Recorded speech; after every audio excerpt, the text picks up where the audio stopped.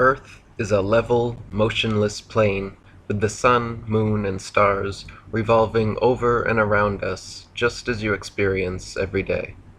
The North Pole is the magnetic monopole center point, with Polaris, the North Pole star, situated directly above.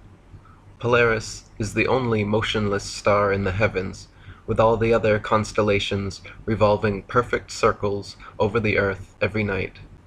The so-called planets, known to the ancients as wandering stars, were named such because they were observed then, as we can observe today, to wander the heavens, taking their own unique spirograph-like patterns, making both forward and retrograde motions over and around the Earth during their cycles.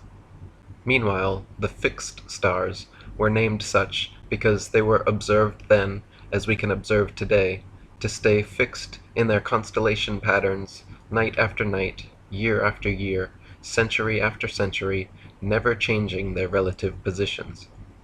If Earth was truly a tilting, wobbling, spinning space ball, as NASA and modern astronomy proclaim, rotating 1,000 miles per hour on its axis, revolving 67,000 miles per hour around the Sun, spiraling 500,000 miles per hour around the galaxy, and shooting off several million more miles per hour through the universe, the star patterns would never look the same 2 nights in a row, let alone be fixed in exactly the same constellations for thousands upon thousands of years. The reality is that the Earth and Polaris do not move, while everything else in the heavens revolves over Earth and around Polaris, east to west, like in a planetarium dome. Our Earth planetarium, however, is so vast that perspective won't allow any observer to see all the stars simultaneously from any one vantage point.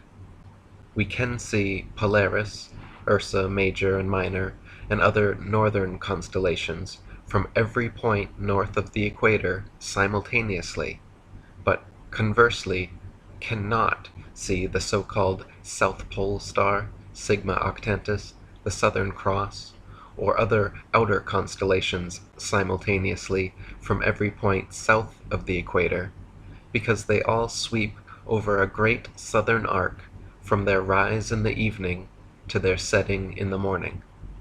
Facing north, the stars turn counterclockwise from right to left. Facing south, they turn clockwise from left to right. Facing east, they rise in front and set behind, while facing west, they rise behind and set in front. So their apparent motion, angle, and inclination changes depending where you are on Earth and what direction you are facing. But their actual movement is always east to west.